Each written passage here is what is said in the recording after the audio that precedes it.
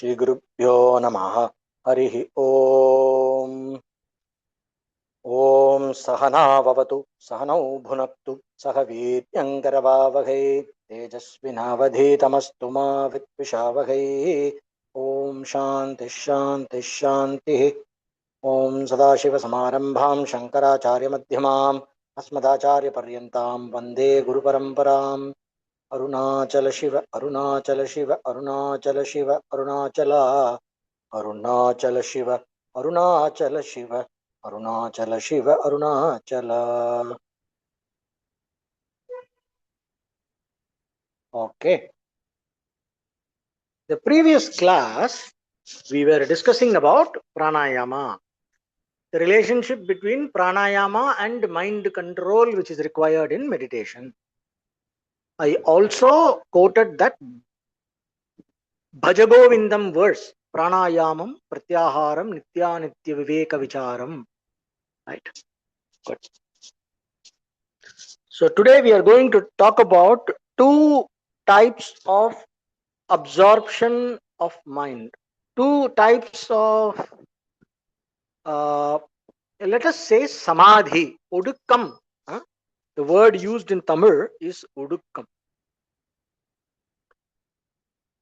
Nirodha, two types of mind nirodha. Chitta vritti nirodha, they say, no?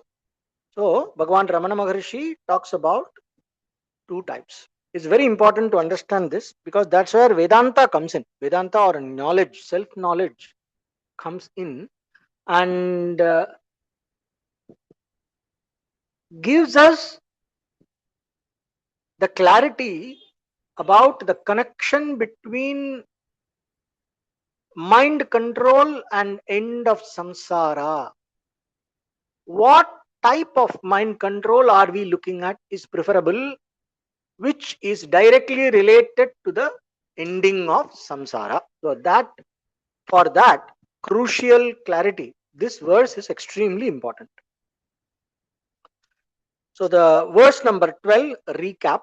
Ulamum uyirum unarvum செயலும் உளவாம் கிளை இரண்டுந்தி பெற ஒன்று அவற்றின் மூலமுந்தி பெற.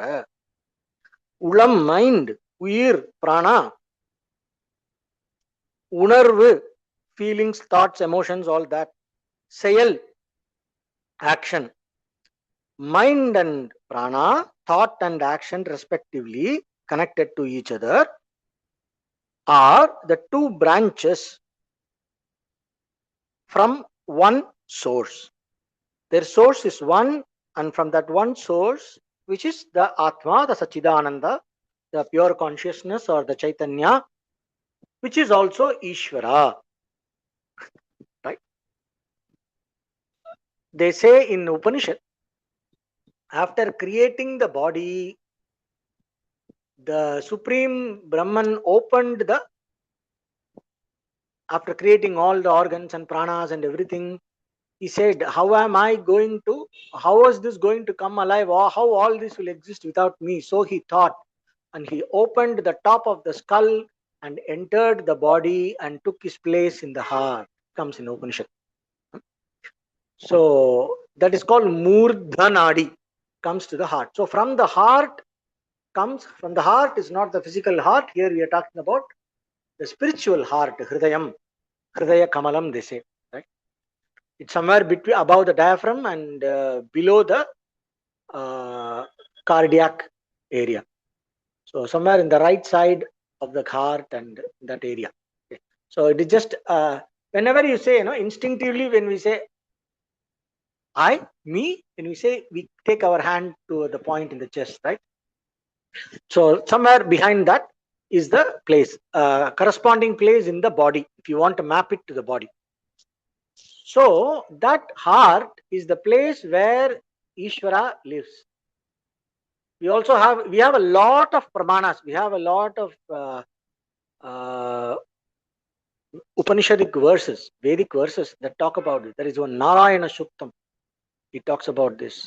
Ado nisyavitasya nabhyamu paridishtati jvala malakulam bhasi vishwasya yatanam mahate, and all that. And he says brahmasya shivatsa harichendra sokshara paramaswarat. On Narayana Suktam it comes. So he is Brahman, he is Brahma, he is Vishnu, and all that.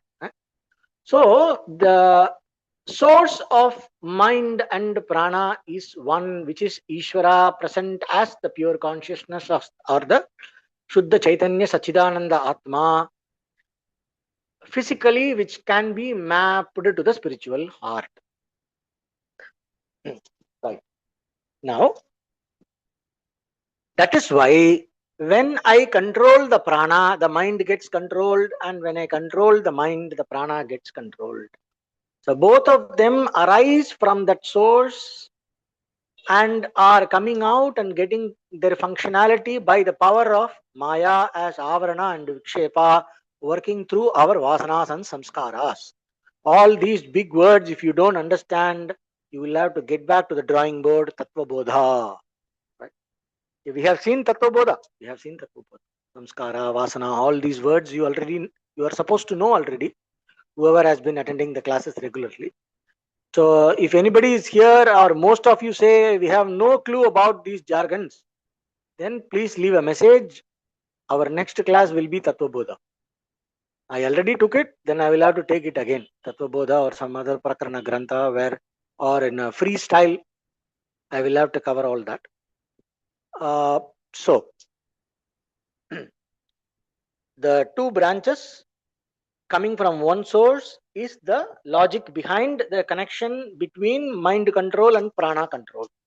Prana control is done through the breathing and all the different types of pranayama to some extent I mentioned in the last class. So, when you control the mind through the control of prana achieved through the control of the breathing, what is the kind of mind absorption that you get? What you get is called laya, absorption. So let us say the two kinds of cessation of the functionality of the mind. The two kinds of vritti nirodha, the cessation of the functionalities of the mind is one, absorption, and two, destruction. Ilayamum nasham irandam odukam லயித்து உளது எழும் உந்தீபர எழாது உரு மாய்ந்ததே உந்தீபர. Verse number 13. So that's what we're going to see. Laya and Nasha. Mano Laya, Mano Nasha. What is the difference? With respect to its nature, with respect to its connection to liberation, what is the main point? The next line says, the absorbed mind, the mind that has ceased to function because of absorption, will rise again in the same form as it went inside. Just like how you go to sleep and wake up, you may be a little more relaxed and all that. There may be some shuffling of memories because of the dreams, etc. But when you wake up, you are basically the same person. Your ego is the same. Your habit patterns are the same. Just because you went to sleep and came back, you are not a transformed person.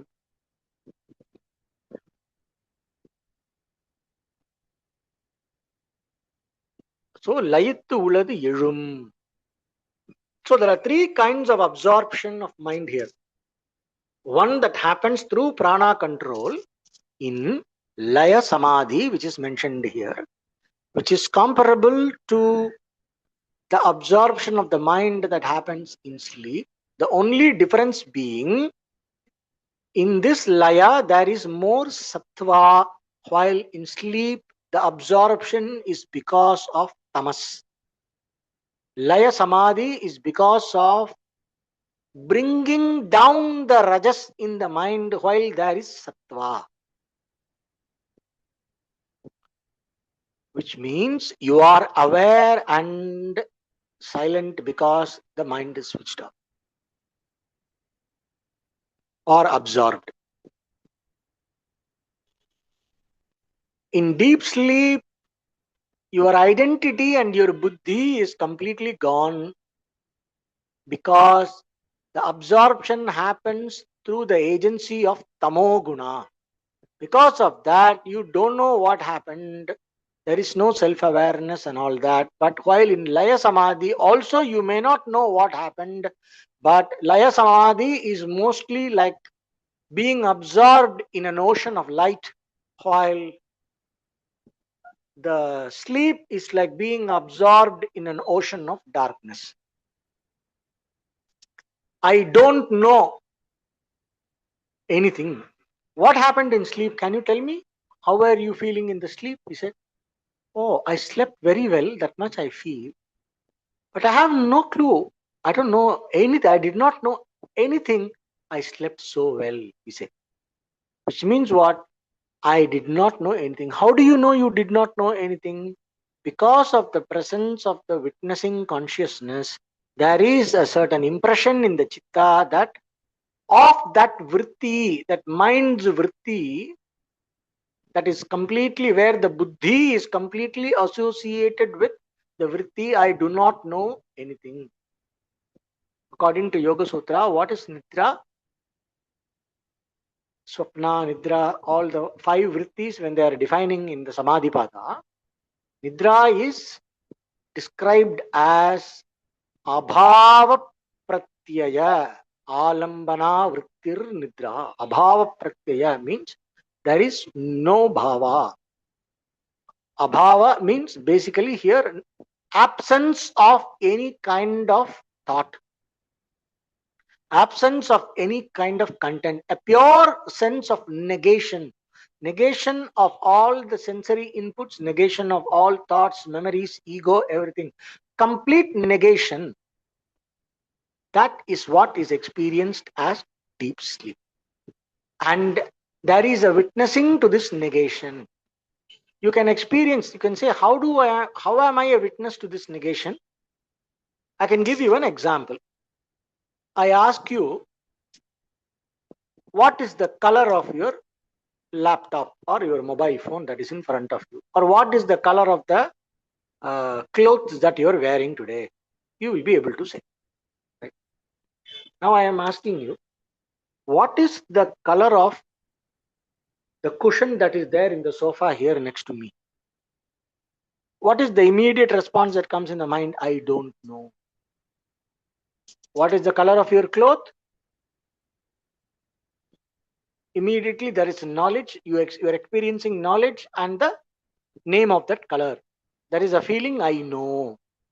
What is the color of the cushion next to me here? Immediately there is a feeling, I don't know. And you are a witness to the I know where there is knowledge, and you are a witness to this I don't know where there is absence of knowledge. Right? Now, logically project this absence of knowledge on all aspects of knowing. Visual knowing, auditory knowing, touch knowing, smell knowing, taste knowing, thought knowing, memory knowing, concepts knowing, everything is off. It is really difficult, so that is then it becomes a conscious process, and that will be like samadhi, but that happens naturally in deep sleep. That's what is nidra, deep sleep. So in deep sleep also there is mind absorption, and it does nothing to you. When you wake up, you are the same person. In the same way, laya samadhi, that is attained through the control of prana alone, without any transformation of the ego structure, without any transformation of the thinking patterns. So that kind of yogic concentration is not self transformative unless you process that experience in relationship with your everyday experiences and develop a value for silence over noise. Then you can convert the impression left by the laya samadhi into a kind of a force of vairagya and viveka. You can use that. You can use the power of mind controlled gained from laya samadhi. If you apply that power in the right direction as recommended by the teaching tradition, then you will be able to use that samadhi for the purpose of spiritual transformation. Otherwise, it is just a nice experience. You had a good sleep, you had a good samadhi, so what? And there is one more experience of absorption which we experience during death. There is a beautiful Tirukkural. There is a Tamil classic which is based on the Dharma Shastras, which brings together all the teachings of the Vaidika Dharma in Tamil. So that's why it is called Tamil Marai, means Tamil Veda. Why? Because it brings the generic common sense Dharma, Samanya Dharma teachings from the Vedic tradition. It brings it all together, Sanatana Dharma tradition.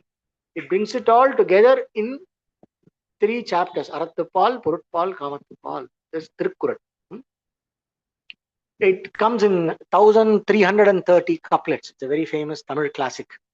So in that, there is a Tirukkural about death. உறங்குவது போலாகும் சாக்காடு மீண்டும் விழிப்பது போலாகும் பிறப்பு. To die is like going to sleep, and to take a rebirth is like waking up again from sleep.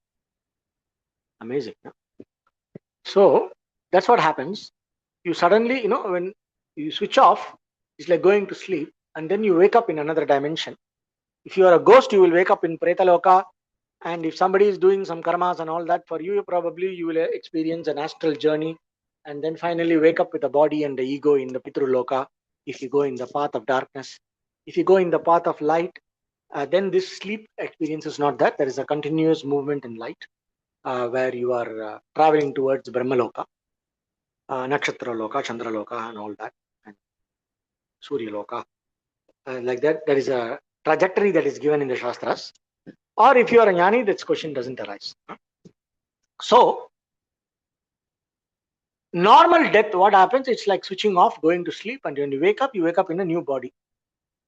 But the only difference being, because the brain is not present, your only the software is changed, the hard drive is missing.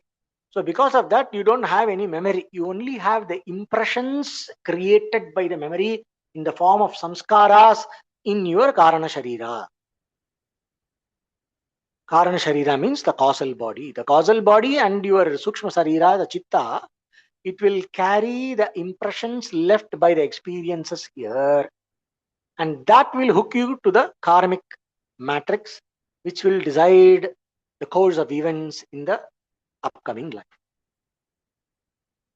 Then what happens? Whatever lessons you have learned in this life, which is responsible for the next life, all that impressions will start guiding you unconsciously in the next life. So the mind is the same.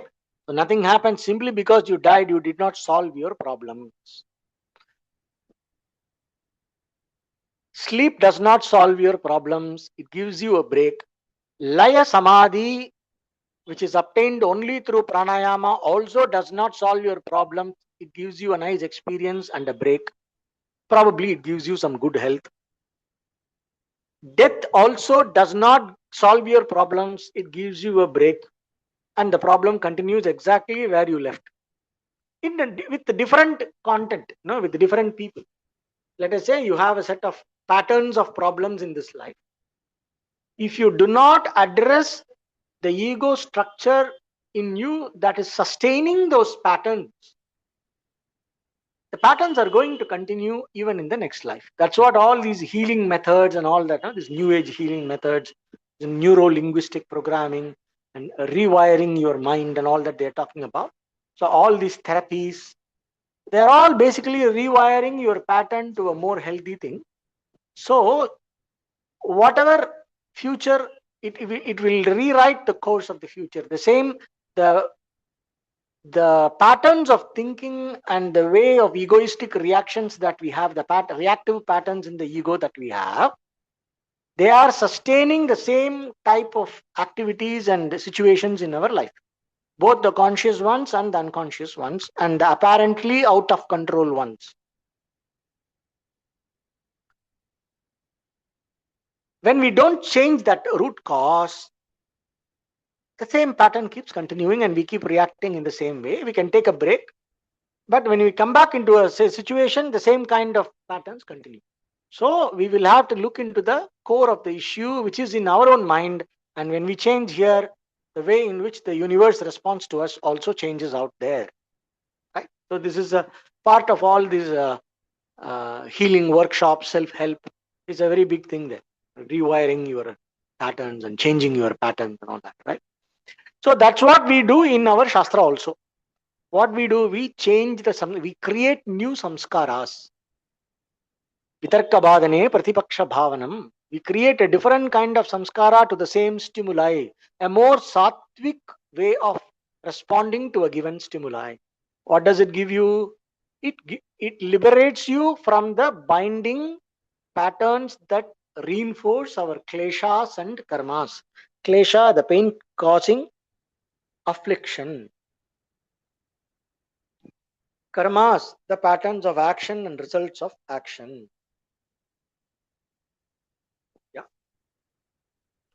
So, in Laya, what happens? It gives you a break. And there are three kinds of break. And one of the types of taking a break is Samadhi. And that's all about it and nothing else. What is the other kind of stopping of the mind's, the modes of the mind, cessation of the functionalities of the mind? What is the other one? The other one is called Nasha, Mano Nasha. What is the difference between Mano Nasha? How is Mano Nasha different? Mano Nasha is talking about the fundamental circuit of ego and thinking pattern and judgment that sustains your thought patterns. A thought pattern is sustained, good thought, bad thought, all together. No matter what is the pattern of thought, sattvic thought patterns, rajasic thought patterns, tamasic thought patterns, all the patterns are sustained by a matrix of unconscious attitudes, which again are sustained by the sense of self, the false sense of self that is the result of ignorance, ajnana. Right. So, because of the identification of myself with the body and the various patterns of the mind, there is a wrong sense of self concept because of adhyasa, superimposition, the central concept of Vedanta. Because of superimposition, there is a wrong sense of self that is sustained by the power of habit and ignorance. And that sustains the whole matrix of reaction patterns and various structures and substructures of the ego, the individuality. The whole network of individuality is sustained by the fundamental ignorance about oneself. Now, Mano Nasha can happen when there is a complete washout of the false sense of self at every level of functioning.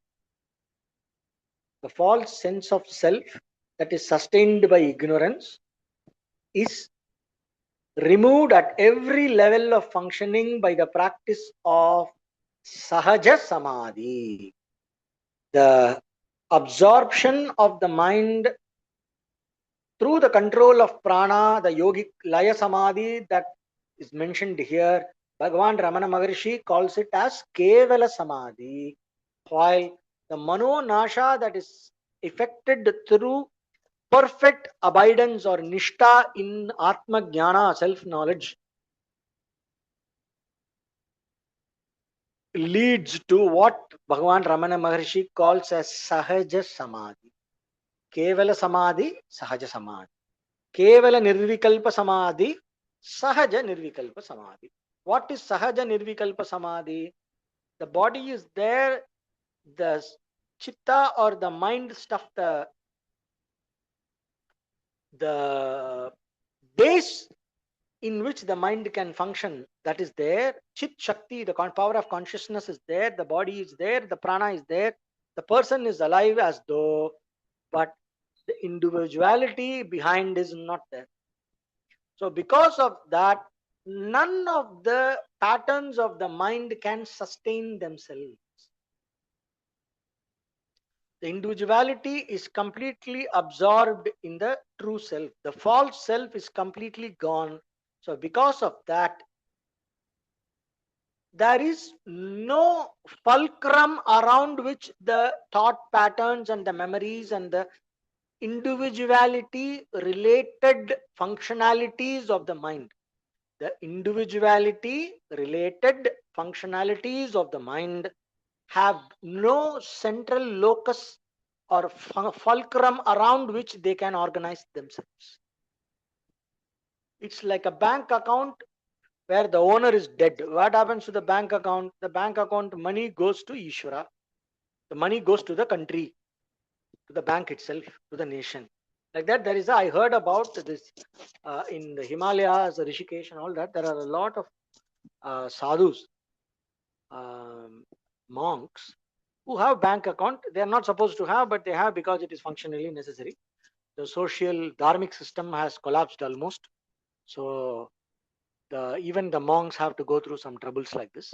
So bank account, they have no family, nothing. So there are so many monks who are individuals. They go somewhere, they die, they take samadhi or whatever. They don't come back. So in years together, the bank account is there. And there is nobody to claim it. When nobody is there to claim it, the remaining money goes to the state. I heard about this. The other aspects of this technicality, I don't know, but this is what I heard. Like that, there is no individuality in the Jivan Mukta, the one who is liberated and whose mind is in the state of Sahaja Nirvikalpa Samadhi. And what happens to all the karma and everything? Everything goes back to Ishvara. Means it is the universe that works through the patterns, whatever is the karma and whatever is the residual karma and little bit of rajas, tamas, whatever is left, some prarabdha karma that is left according to how we see the person, it goes to the universal karma. In the Shastra, they say the good karmas of a Jivan Mukta go to the person who are nice to that Jivan Mukta, who take care of the Jivan Mukta, who do seva to the Jivan Mukta's body, and the bad karmas goes to the one who are giving trouble to that Jivan Mukta's body. That's what the Shastra says. Okay, so it is just tradition says it, we take it as it is. So we don't have to go into all that.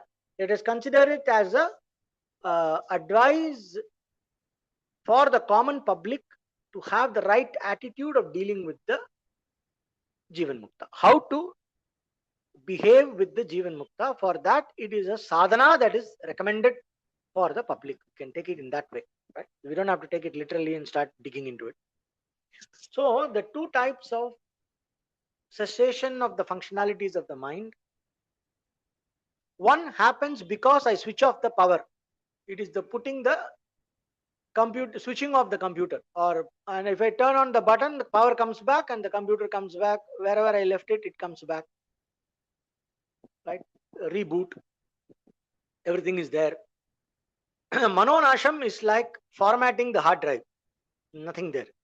It's as fresh as before. But in the computer, at least I can reprogram. But in Manonasha, there is no reprogramming there because there is no individuality. Operating system itself is gone. Something like that. So, how this Manonasha is possible? This Manonasha is possible when I investigate into the reality of the individuality.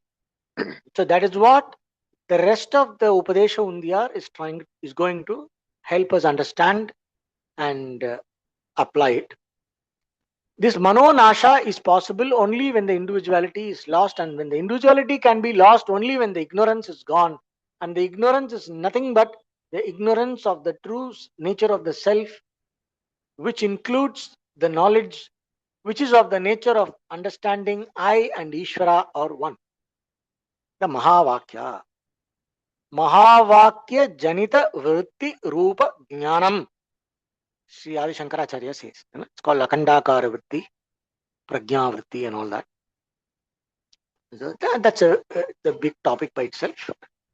So here today we saw this. So what we have to do in all the concentration practices like pranayama, japa, concentration, dharana, dhyana, different types of dhyana, and absorption, samadhi, absolute stillness of the body, mind, and prana. All these practices are good only when they are accompanied by bhakti or jnana, both are same. Both eventually lead to the self knowledge. So, devotion to Ishvara, it's a little indirect way of going about it. It all depends on the individual samskara. So, the direct approach is the inquiry into the true nature of the self, which is not something other than Ichara, which is the same as Ishvara. So, the approach depends on the individual's samskara. So, one has to own up the strongest samskara for sadhana one has, right? Bhakti or jnana, the active strongest samskara one can immediately harness. The power of a spiritual samskara one can immediately harness effortlessly and naturally. One has to start with that.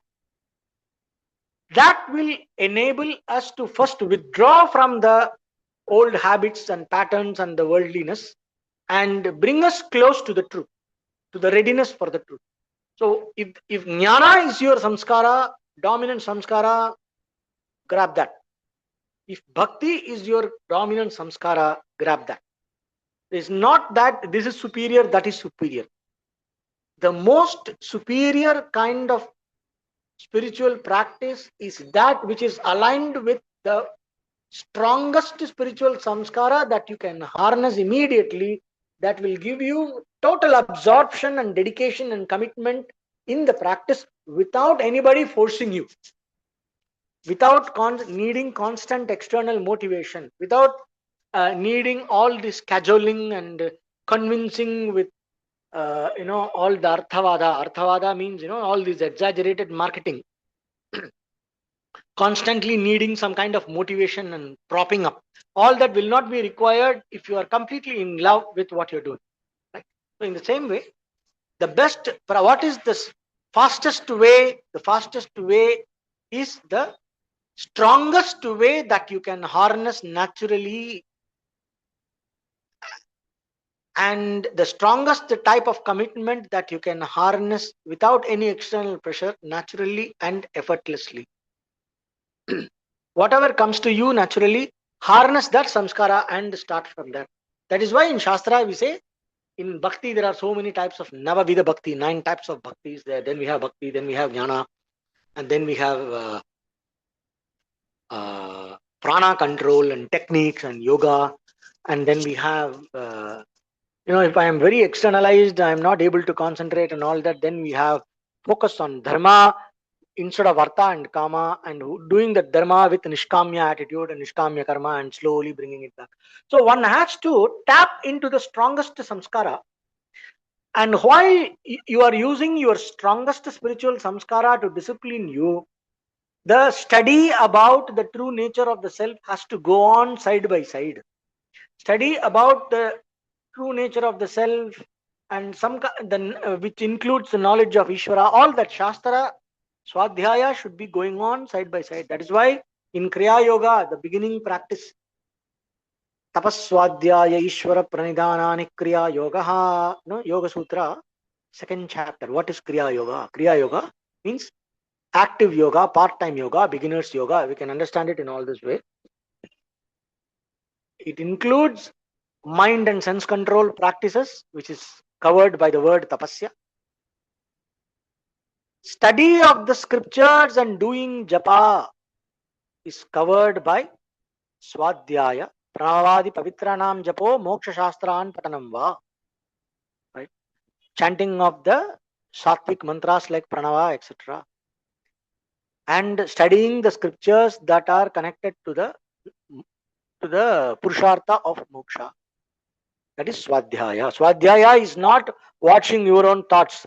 Swadhyaya is not this so-called self-study where you are, watching your own thoughts and introspection. Introspection and all that, yes. But introspection in keeping with the teaching. Su plus a plus adhyaya.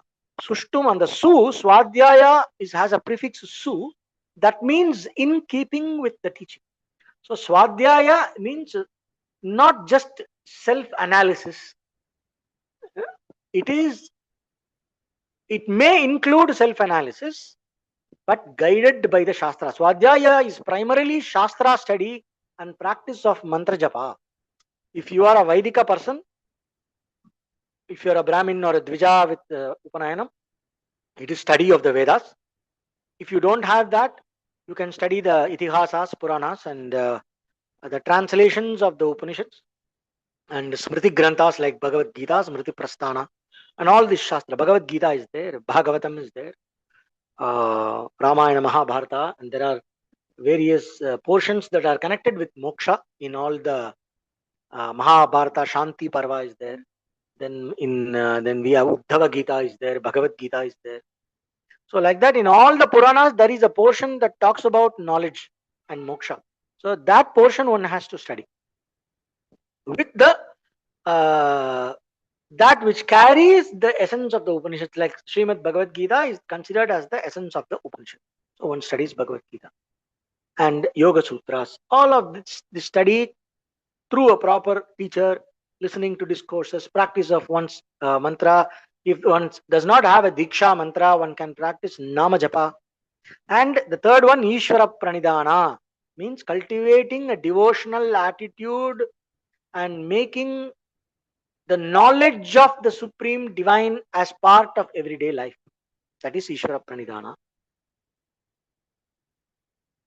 Connecting every aspect of my life to Bhagwan, to the Lord, to Ishvara. Every aspect of my life, my dharma is connected. All my karmas and all my activities are somehow connected to Ishvara. And renouncing the results of one's actions to Ishvara. That comes under, all this comes under the cultivation of attitude, which is karma yoga. Right? So, even right at the beginning, this attitude work starts. When the practice of yama niyama, also attitude work starts. When you have contrary thoughts, practicing pratipaksha bhavana, attitude work starts. So for this mano nasha, working with the way you are thinking, that is the central point of mano. What differentiates manolaya and mano nasha?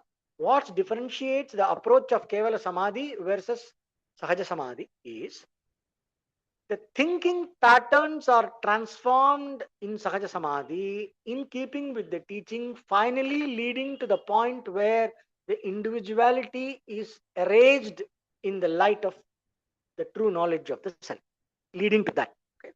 So it is working with the buddhi, working with the ahankara patterns, also working with the samskaras, creating goods. It all starts with creating the good samskaras with respect to the sense faculties, good samskaras with respect to the emotional patterns, good samskaras with respect to the thinking patterns and the repetitive thinking patterns, good samskaras with respect to the reaction patterns, sattvic samskaras with respect to the self image in that projects itself in every situation.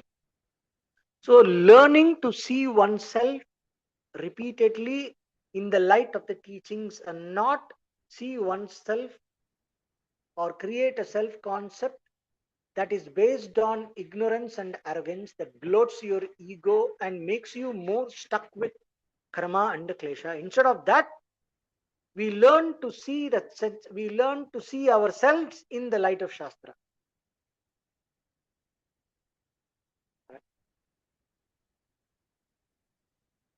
Aharahar garva parityajyatam. It comes in sadhana pancham.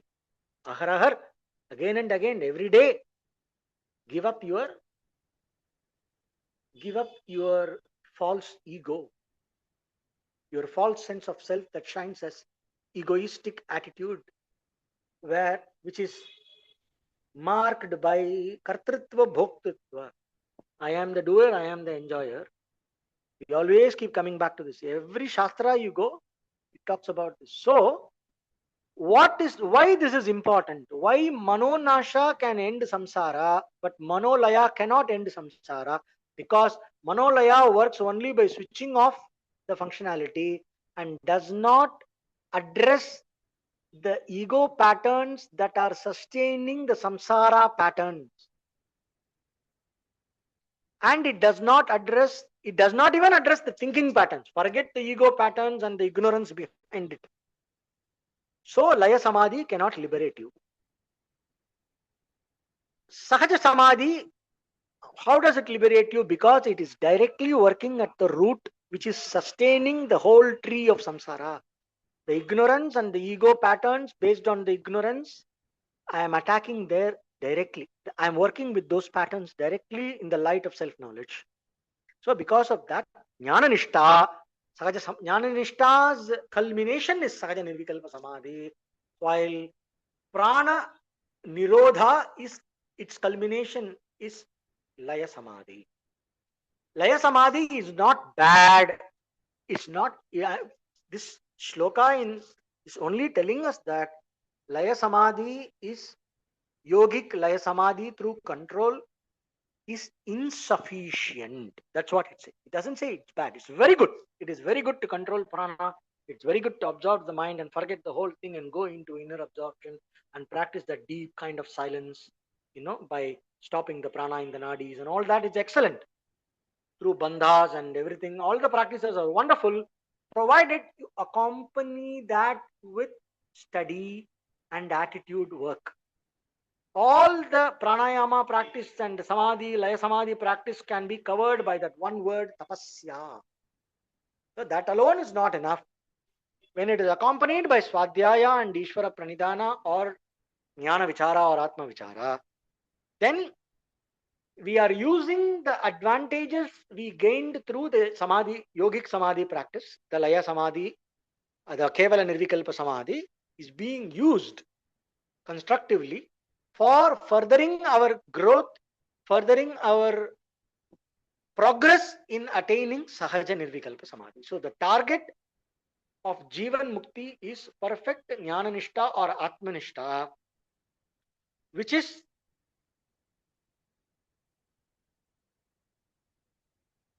resulting in sahaja nirvikalpa samadhi or manonasha. Manonasha vasanakshayam.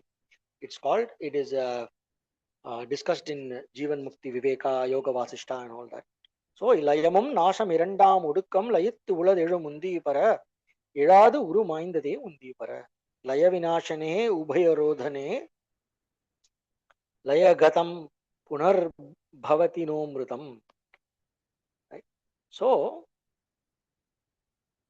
what is how to leave the mind, how to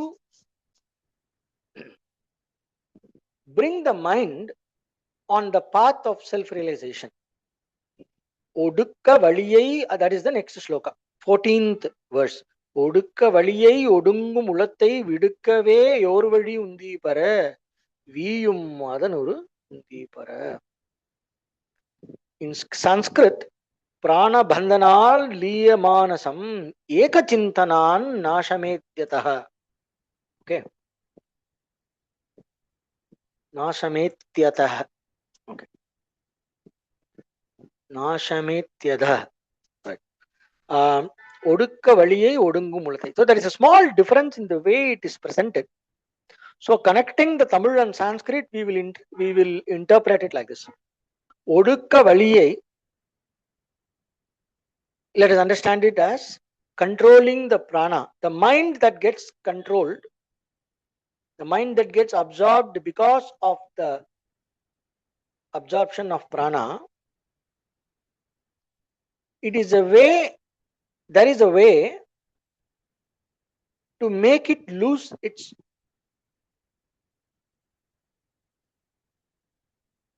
grip on you, or there is a way to make it go away completely or to destroy that mind.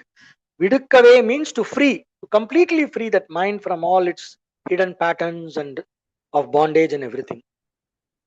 There is one way. The literal translation of the Tamil is Vidukkave or vadi undi pera. That is one way we can say like that. Viyum madanuru undi pera. Its form will be gone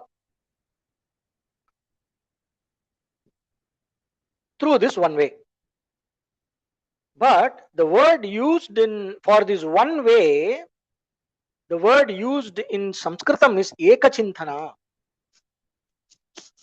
So the acharyas who are interpreting this through the Sanskrit, they say ekachintana means ekam Brahma, the one, the true supreme being Brahman. By the constant thought of the oneness between the individual and the Ishvara and Brahman, this mind can lose its form. That's what they say. So ekachintana in Sanskrit, but in Tamil it is presented as there is a way.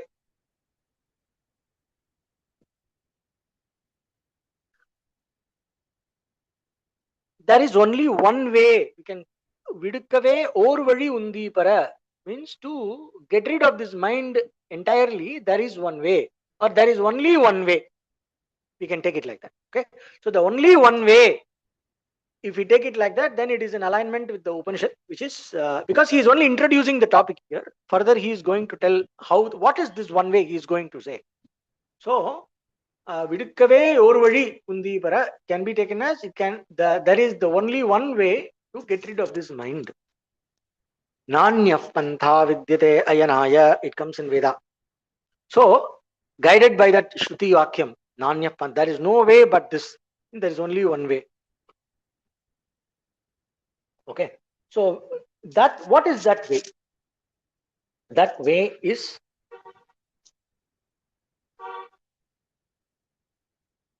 that which takes you to the knowledge or the knowledge of the self or the experience of the pure self. Experience of the pure self is not strictly a shastric way of putting it. Okay. So based on the Advaita Shastra, they don't use this word of experiencing you can say because of English we are using the word experience. It is called Atma Anubhuti. It is not an experience that is gained through the agency of a instrument of experience. The normal experiences of things, Vishaya, right? Vishaya Anubhava is paroksha. It's always through the agency of the mind and the senses. But Atma Anubhava is aparoksha. So it is not called Anubhava, it is called Anubhuti. Aparoksha Anubhuti is the name of a text written by Sri Adi Shankaracharya. So Atma Anubhuti, we can say, by taking it in the path towards Atma Anubhuti, realization of one's true nature, this mind will lose its form entirely. Viyum adan uru.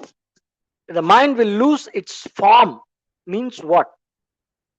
The way the mind and the thoughts are structured and kept together by the false sense of self. That is the form of the mind. It will completely lose it cannot come back because there is nothing to hold it together, like how I told you before. Okay. Then what happens if the mind is lost completely? Mano uru maya மெய்மன்னு மாயோகி தனக்கோர் செயலிலை உந்தி பர தன்னியல் சார்ந்தனன் உந்தி பர நஷ்டமானசோ உத்கிருஷ்ட யோகினः கிருத்தியமஸ்தி கிம் ஸ்வஸ்திதிம் யதः. Mana uru maya, the mind having completely lost its form, Meimmannu Mayogi, the great yogi who is completely absorbed in the truth, who lives in the truth. For that yogi, the word here yogi is used, usually we say jnani. He says Mahayogi, they say. That is also one of the terms used. Tanakkor sayalilai, for that yogi there is nothing to be done anymore. Tanakkor sayalilai undi para, tanniyal sarndanan undi para. He completely became one in his own true nature. Why do we do action? For him, there is nothing left to be done. The word used in the Shastra is kritakrityaha, that from which one does not return. Yadgatvana nivartante taddama paramam mama comes in 15th chapter, Bhagavad Gita. So those who go there don't come back. It is the same thing. It is not going somewhere. It is basically going back to the true self that shines in the heart. Complete absorption of individuality into that. So here nothing left to be done. That is something that we need to understand, because whenever I have discussed this self-realization, these kind of things, most of the response that comes from common people, like who have not studied or who have not understood this or who don't have the samskara is, man, then what do? You're not bored? Like, okay, you got self-realized and all that. You will not feel bored after that? The jnani is not bored? No? He asked this question. It's a very valid question, because from the point of one who has studied, it looks ridiculous. But from the common sense point of view, when I have to market self-realization, this is a very valid question that we need to address. So we have to understand the why of action. Why does one go into action? One goes into action because one is motivated by the result of action. That is why in Karma Yoga liberates you from the pattern of addiction to action by making you renounce the result. So you are not pushed into compulsive action anymore. So the egoistic action goes off when there is a complete shift in the reason for action. The sadhana begins right there at the core, which is the reason for action. Right? Instead of artha and kama, I put dharma as the reason of action by connecting dharma with Ishvara and Ishvara pranidhana and all that. So the selfish action is completely gone. The selfish motive for action is completely gone through nishkamya karma. So right there, the circuit work is starting. No, rewiring the circuit is starting. So for a kritakritya, the one who has attained all that needs to be attained, means he has done all that needs to be done, means what? There is no sense of lack or need or wanting with respect to the individuality. Only if there is an individual, that individual can desire something. No, individuality itself is not there. Where is the desire to gain something? Then are you asking us to completely destroy ourselves? No. I am asking you to destroy the false sense of self that you have assumed upon yourself, because of which you are stuck in samsara, because of which there is bondage, because of which there is suffering. This is the main point that we need to understand. One that has done all that needs to be done means there is no more personal motive for action. Because people have seen Bhagavan Ramana Maharishi walking around the hill, feeding the monkeys, playing with the dog, dealing with the devotees, sitting in samadhi for hours together, applying vibhuti on the forehead to set an example for everyone else. Right? This was a person who did not even take care to take bath after shaving his head. So Bhagavan Shiva had to bring rain to wash him before he went into the temple. So, but he took care to apply vibhuti once the ashram is there and everybody is there. He took enough care to apply vibhuti every time. He takes bath and comes, and then he will apply vibhuti. Not have a bare forehead. Now all that comes from where we say parecha prarabdha. Because of the need of everybody and their prarabdha of the collective crowd that is around the jnani, that invokes the actions in the jnani's mind because of the power of grace of Ishvara that is working in that mind. Ritambhara tatra prajna. It says in Yoga Sutra, there is a kind of samadhi. When a person reaches, the yoga describes it as a dharma mega samadhi. The philosophical construct is different, but we can use that example here. Ritambhara means, what is the ritam? Ritagum satyam param brahma purusham krishna pingalam. Ritagum satyam param brahma. Ritam satyam. Truth in word is satya, truth in action is ritam. Rhythm probably was the etymological source of the English word rhythm. Right? So rhythm is something, let us call it as cosmic intelligence in the form of universal force of dharma that keeps everything together, that sustains this universe. The intelligence of dharma that flows directly from Ishvara, from the source. You can see that dharma is there in the universal patterns. For example, there is something called Fibonacci series, right? So Fibonacci series was actually, it should be called Pingala series. There was a great mathematician in India called Pingala who has talked about it. In one of the earliest known records is attributed to Pingala. Probably we had it forever, but globally it is known as Fibonacci series, right? So this Fibonacci series, it leads to some kind of, you can see that pattern of that Fibonacci series when you map it. You can see that pattern in so many places in nature, in the shape of the shell of a snail, in the organizing of the galaxies. Like that, you can see those pattern everywhere. And then there is something called the tor. There is one structure called tor. The pattern of the tor can be seen everywhere. Well, a lot of these um, scientifically motivated spiritual research people have noticed a lot of and also a lot of patterns in the universe, and there is this concept of sacred geometry in the secret societies, this occult societies in the west and all that. There is this concept of sacred geometry in all this, which says it points to what we call as rhythm.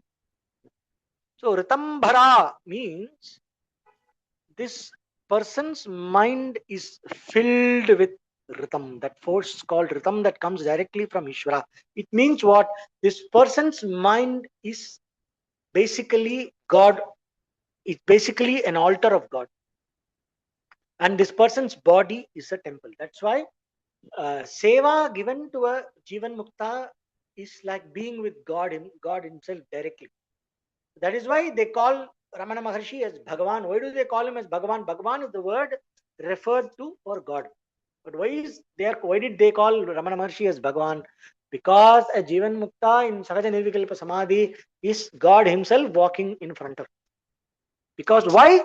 Because the mind is Ritambhara. The mind is filled with God. It is like a walking wish fulfilling tree. That it's a divine being walking.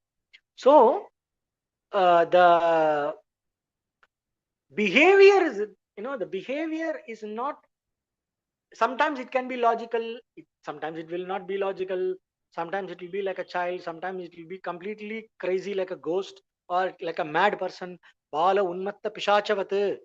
There is a comparison, an analogy given in Viveka Chudamani towards the end when he talks about Jivan Muktas. Bala unmatta pishachavat, like a child or a mad person or a ghost. This Jivan Mukta walks the world. There was this Sadashiva Brahmendra Saraswati Swamigal who was there. We had a lot of examples in our culture. India is full of them. These walking gods are everywhere in India, some visible, some invisible, and they have lived in every century there was a few of them. And even now there are acharyas and mahans who are like that.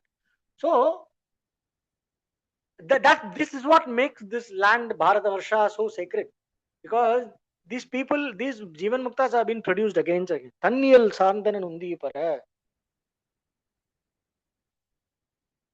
Because this person is completely one with the true self, this person has nothing to do.